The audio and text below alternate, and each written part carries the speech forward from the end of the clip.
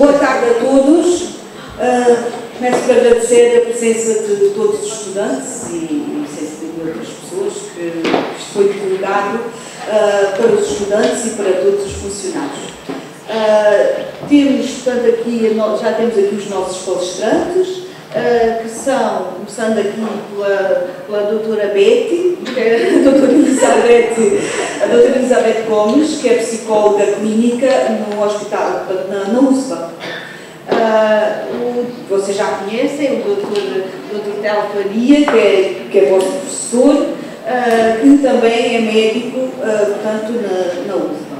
E temos também o enfermeiro José Carlos, que alguns de vocês poderão conhecer, que também é enfermeiro, portanto, no Serviço de Medicina 2, na USPA. Portanto, estes três palestrantes fazem, portanto, parte da consulta de HIV no Hospital José Jardim Fernandes, que vocês, falando para os estudantes de enfermagem, vão encontrá-los, quem for, portanto, assistir à consulta.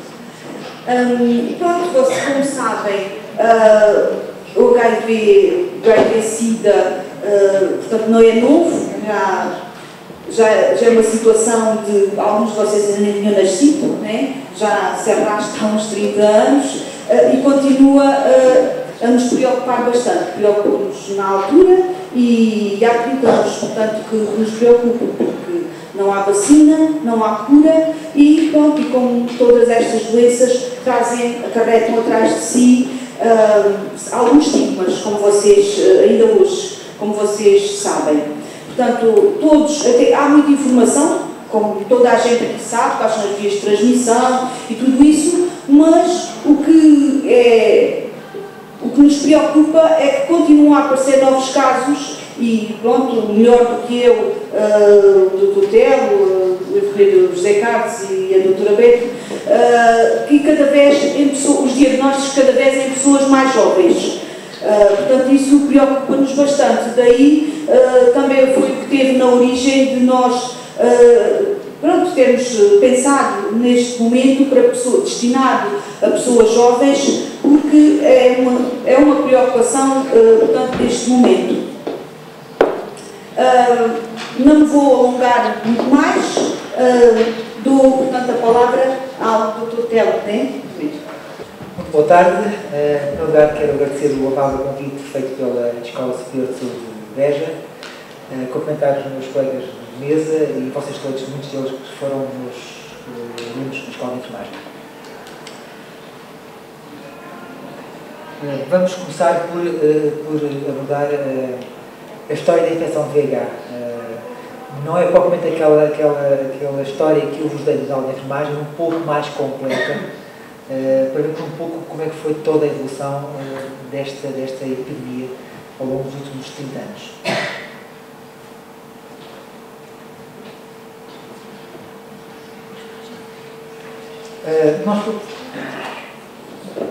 Nós podemos, de um modo subjetivo, isto não é uma coisa muito complexa, dividir a história em três períodos. Um que vai de 81 até 95, de 96 a 2006, depois de 2006 até os dias de hoje. Vocês já conhecem esta imagem. E porquê é que eu costumo pôr sempre no princípio? Isto é esta reprodução de um quadro de olho que é Saturno comendo os seus filhos, mostra-nos uma imagem de horror, de violência, de angústia, sofrimento. E é isto esta foi a imagem realmente da infecção VIH nos primeiros anos. Durante estes 14 anos, o que houve foi meramente uma gestão das complicações da imunodeficiência avançada, não havia medicação. As pessoas tinham uma evolução natural da infecção de VIH e morriam ao fim de 10, 12 anos, por infecções, como sabem, oportunistas e por neoplasias associadas ao VIH, com muito péssima evolução e com morte. Em termos de resumo, é isto, estes 14 anos de infecção de VIH. Isto tudo começou, foi em Los Angeles, com 5 casos de uma pneumonia que na altura chamava-se pneumonia de Carini, depois chama-se pelo nome Giordessi, em junho de 81, em que morreram 5 indivíduos homossexuais masculinos, por este tipo de pneumonia muito rara, estranha, que não se lembra o que é que está por trás disto. No mês seguinte, morreram também em Nova Iorque 26 casos de K-pose. Este período foi o período da conotação da infecção VIH com a homossexualidade masculina. Daí, na altura, parecia que era o único fator de risco. Daí o nome de cancro gay, pneumonia gay, peste gay. Mas cedo se percebe que, afinal, há outros grupos, na altura ainda eram grupos que se chamavam-se, que também apareceu com a infecção por fúrio, com aquele quadro de imunodeficiência cujo nome ainda não sabia-se qual era, mas com um quadro que levava à morte de um modo relativamente rápido. Os vírus que se injetavam por endovenosa e os hemofílicos. No ano seguinte, o CDC, que é o grande centro de diagnóstico de doenças infecciosas nos Estados Unidos, cria o termo de AIDS e define 4 grupos, na altura ainda grupos de risco, que é os homossexuais masculinos, os indivíduos que se injetavam por endovenosa, os haitianos e a hemofilia.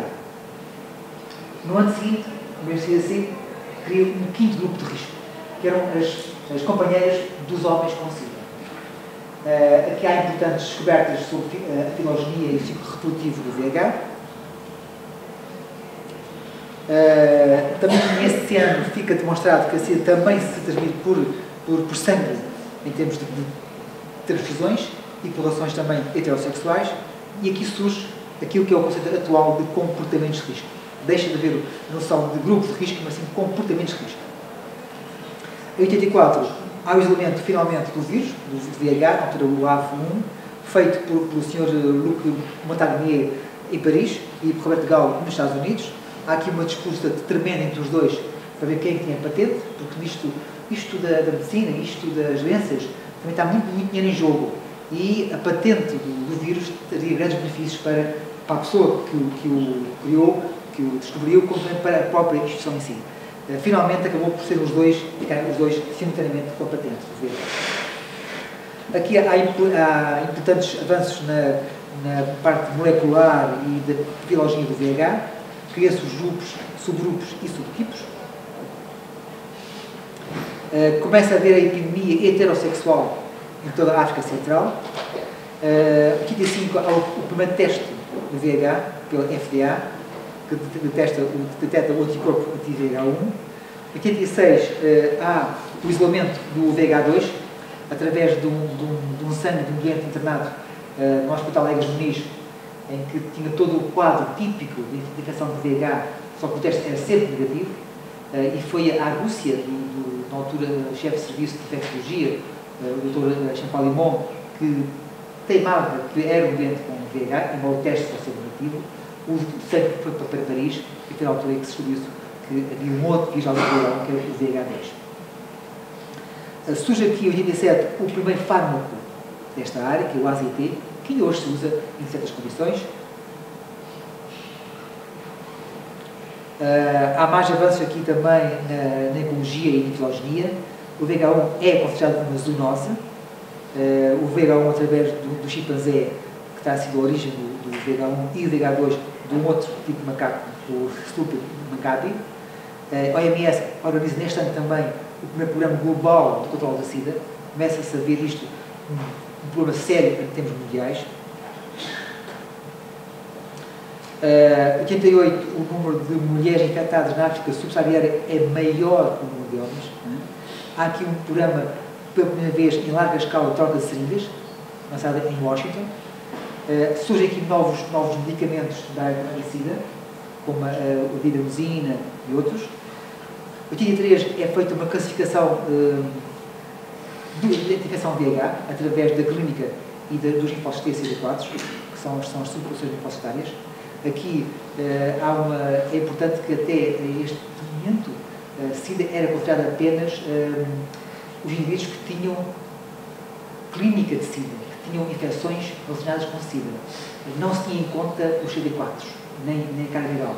E aqui eu gosto sempre de dizer isto, que é importante porque nesta classificação, em que entra também os linfócitos TCD4, mostra a sensibilidade social da comunidade científica ao introduzir também os CD4 nesta classificação. Porque nos Estados Unidos só era subsidiado, em parte, a medicação antirretroviral aos indivíduos que tinham SIDA doença. E o indivíduo que tivesse já valores CD4 muitíssimo baixos, mas que não tinham SIDA doença, não tinham direito aos seguros. E com esta nova classificação, mesmo que não houvesse doença, já com CD4 menos de 200, já tinham direito aos seguros. Portanto, é a medicação parcialmente gratuita. Portanto, isto foi um avanço em termos da importância da parte social numa classificação científica e técnica. Em 94, nos Estados Unidos, a primeira causa de morte entre os 25 e os 44 anos é de SIDA. Surge aqui novos fármacos também, vai haver sempre novos fármacos, até que em 96 surge aqui a grande mudança de infecção de VIH. No Congresso de Vancouver surge um novo grupo de fármacos, que são os inibidores de proteases. Aqui surge o conceito de ART, terapêutica antirretroviral altamente eficaz. E aqui surge a segunda parte, a segunda parte da infecção de VIH, em que na sua composição incluía 2 fármacos no grupo já anterior, mais este grupo dos inibidores de proteases. Ou seja, uma tripla de 3 fármacos que pensava-se na altura que até seria a cura da infecção. Surge aqui o segundo grupo. Pensava-se que era porque havia um controle efetivo do VIH a nível do sangue periférico. Isto é, a carga viral, em termos periféricos, era detectável, era muito baixa. Mas, afinal, depois verificou-se que havia zonas do nosso corpo, chamados santuários de infecção de VIH, que aí a medicação não chegava. Portanto, era apenas uma cura, digamos, funcional. Era apenas o controle efetivo da infecção a nível periférico. E não a cura porque continuava a haver vírus nos santuários, nomeadamente nos gânglios, no sistema central e nos testículos do homem, que aí a medicação não chegava. E aqui passou-se à fase da doença crónica, em que começou a haver supressões virais eficazes, mas com efeitos tóxicos também. E o problema das resistências. Surgem aqui novos inibidores de proteases, que vão surgindo, novos fármacos que também vão surgindo. Há um primeiro programa de terapêutica lançado em África, em que, e a partir de 96, há uma redução de 40% das mortes nos Estados Unidos, devido à arte. Aqui foi a grande mudança da infecção de VIH. Surgem aqui novos fármacos. Há aqui uma fase de grande otimismo. Pensava-se que seria uma simples doença crónica, mas tinha o seu reverso da medalha. Alterações metabólicas, começou a haver lipodestrofia corporal, que é uma situação que só aparece com doentes que fazem medicação antirretroviral. Veremos uma imagem do que é a lipodestrofia corporal. Aparece a dislipidemia, tudo que seja metabólico começa a ser afetado. Isto é, estes fármacos tinham a sua influência em termos metabólicos, diabetes, dislipidemia e lipodestrofia corporal. A lipodestrofia corporal é uma redistribuição de gordura corporal, faz com que tenham menos gordura nas faces, nos membros, pelos inferiores, também nas nádegas, e aumento da gordura em termos do abdômen, do pescoço, também nas mamas.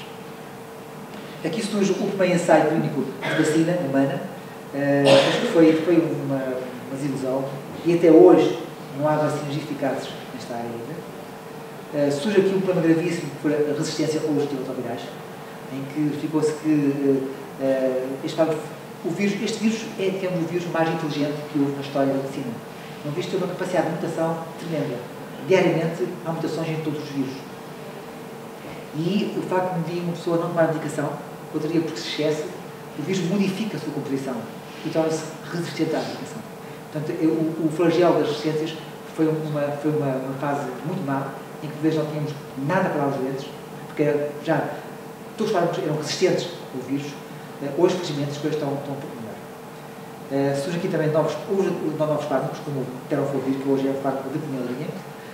De 2001 ao acordo de Doha, que é muito importante, porque é um acordo que permitiu a compra e manufatura de genéricos por parte de países subdesenvolvidos.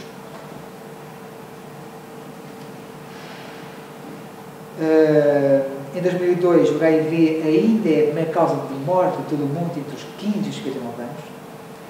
Há aqui um outro problema que surgiu em 2003, que foi ainda mais complicada a situação, foi a descoberta de formas recombinantes, isto é, os vírus juntavam-se, dois vírus diferentes no vírus juntavam-se e faziam uma forma recombinante, um mosaico genético, isto, o que a imagem dificultava o tratamento destes doentes.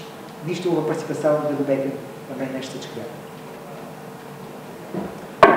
Surgem novas classes de medicamentos, surgem os inibidores de fusão, surgem novos também inibidores de proteases. Há aqui avanços muito significativos no número de tomas diárias e o número de comprimidos por dia, chamada simplificação terapêutica. E depois surge, finalmente, a partir de 2007, aquilo que será também o paradigma da medicina interna, isto é, começamos a ter um conhecimento profundo de todas as repercussões do VIH em todos os sistemas orgânicos humanos. Começamos aqui a ver que em todos os sistemas orgânicos começa a haver efeitos do VIH um pouco parecidos com o que há na diabetes, por exemplo, e na hipertensão. Há fenómenos de inflamação a nível do endotélio vascular, muito parecidos com o que acontece na diabetes, e que, no fundo, acaba por ser uma doença crónica muito semelhante a outras doenças crónicas, como a diabetes e como a hipertensão. Também ficamos com a noção de que, com a adesão à terapêutica, começa a haver supressões virais duradouras para toda a vida, é a pergunta que se faz hoje, com terapêuticas muito bem toleradas, com muito poucos efeitos secundários, seguras e já com poucas complicações e efeitos secundários.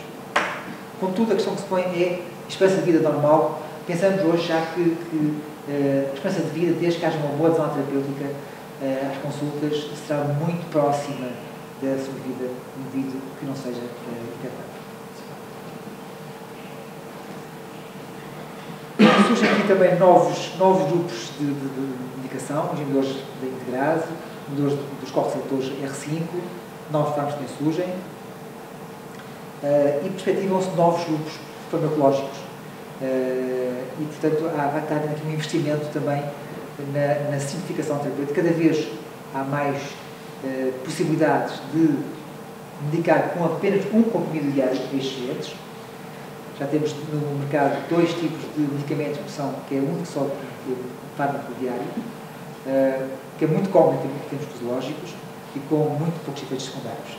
Surgem aqui novos conceitos, que é o da prevenção primária com terapêutica, e a infecção e a história acaba aqui.